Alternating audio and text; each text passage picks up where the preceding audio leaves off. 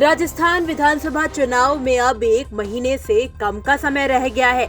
यदि बात पूर्वी राजस्थान की करें तो अलवर और भरतपुर जिले की 18 विधानसभा सीट अहम रोल निभाती हैं। 2018 में दोनों जिलों से बीजेपी का सूपड़ा लगभग साफ हो गया था, तो 2013 के विधानसभा चुनाव में बीजेपी को यहां बड़ी जीत मिली थी। इस बार सत्ता में आने के लिए बीजेपी और कांग्रेस दोनों जिलों की 18 विधानसभा सीटों पर पूरा दमखम भर रही है और जीत के लिए हर संभव कोशिश कर रही है, क्योंकि दोनों जिलों में जिसका कब्जा रहता है, प्रदेश में सरकार भी उसी पार्टी की बनती है। राजस्थान की सत्ता में अलवर और भरतपुर अहम रोल निभाते हैं। दोनों जिलों में जिस पार्टी को बढ़त मिलती है, प्रदेश में सरकार उसी पार्टी की बनती है।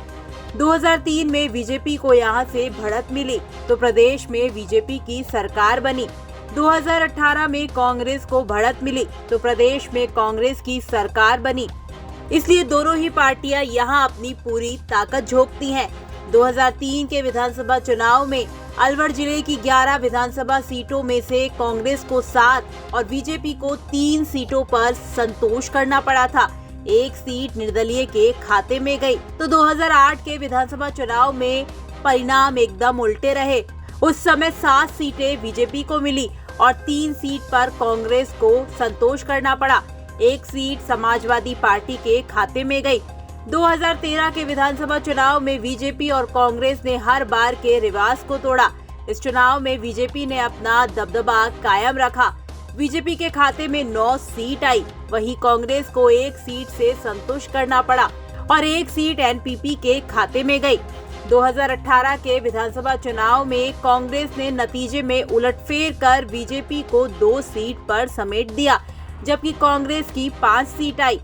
बीएसपी के खाते में 2 सीट गई और 2 सीट निर्दलियों के खाते में गई।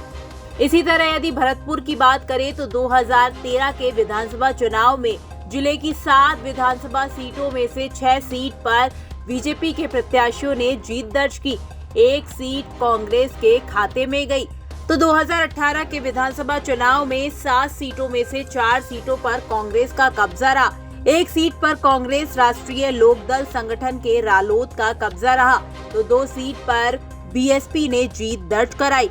2018 के विधानसभा चुनाव में बीजेपी का सूपड़ा साफ हो गया था। यहाँ जातीय समीकरण हावी रहता है। प्रत्येक विधानसभा सीट पर अलग चुनाव होता है, इसलिए बीजेपी और कांग्रेस पार्टियों द्वारा खास योजना तैयार की जा रही है।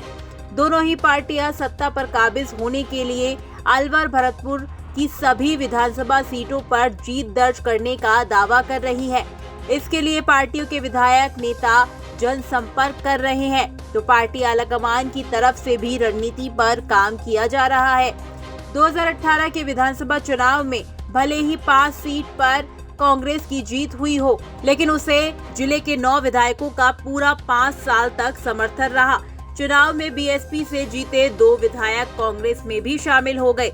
वहीं दोनों निर्दलीय विधायकों ने भी कांग्रेस को अपना समर्थन दे दिया। इसलिए प्रदेश में कांग्रेस की सरकार बनने में अलवर के विधायकों का अहम रोल रहा। लेकिन 2023 के विधानसभा चुनाव में कांग्रेस की राह आसान नजर नहीं आ रही। अभी तक पार्टी ने केवल 4 सीटों पर प्रत्याशी घोषित किए हैं। भरतपुर जिला जाट बाहुल्य क्षेत्र है। इस जिले में करीब 80,000 जाट हैं।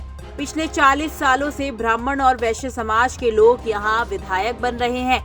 जाट समाज टिकट की मांग कर रहा है। 2013 के विधानसभा चुनाव में विश्वेंद्र सिंह ने बीजेपी के दिगंबर सिंह को हराया था और साल 2018 के चुनाव में दिगंबर सिंह के बेटे शैलेश सिंह को हराया था।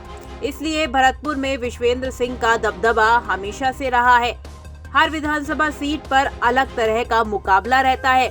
बीजेपी और कांग्रेस के लिए अलवर भरतपुर की 18 सीटें हर 5 साल में चुनौती बन जाती हैं।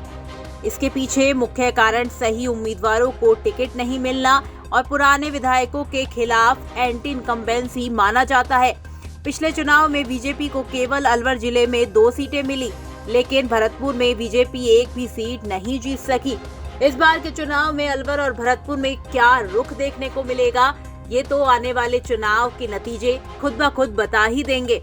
फिलहाल आपका अलवर और भरतपुर जिले की विधानसभा सीटों को लेकर क्या कुछ कहना है, कमेंट बॉक्स में हमें लिखकर बता सकते हैं। ब्यूरो रिपोर्ट, राजस्थान तक।